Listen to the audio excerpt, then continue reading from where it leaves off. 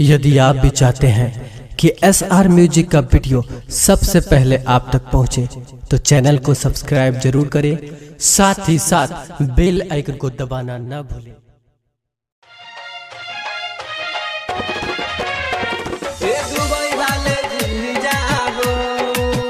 Recording by SR music Muzaffarpur.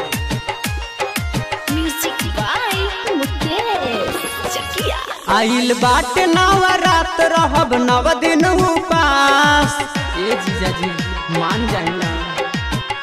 आइल बाटे नवरात रहब 9 दिन उपास। कलसा धइल जाई जाहो, कैंसिल कर दो बीजा हो।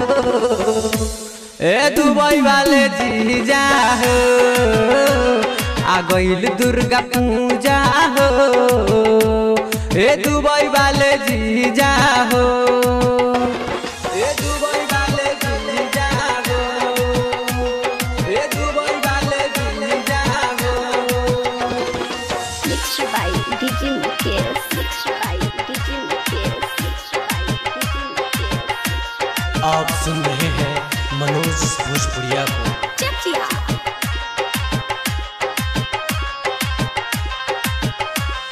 जानी जा तू बहारा हो, साली के मन नहीं खे। भोरे भोरे चलल जाई, भोरे भोरे चलल जाई, मान ला हमरा बात के। भोरे भोरे चलल जाई, मान ला हमरा बात के। दुर्गा मैया फिरिए नजरिया जब टेकब अपना माथ पे। माई के कृपा से कुछो तो कम नहीं खे। मेला देखे खातिर तो भतीजा हो, कैंसिल कर दो बीजा हो। ए दुबई वाले जीजा हो, आ गइल दुर्गा पूजा हो।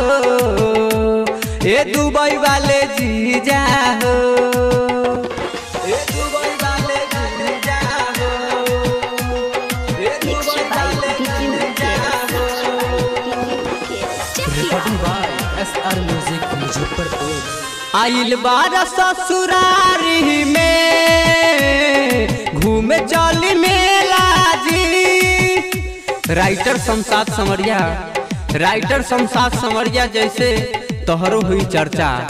राइटर शमशाद समरिया जैसे तोहरो हुई चर्चा।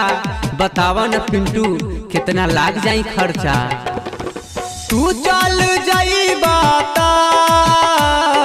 जाइब न अकेला हो। मनोज भोजपुरिया भेटई है ओही जा हो, कैंसिल कर दो बीजा हो।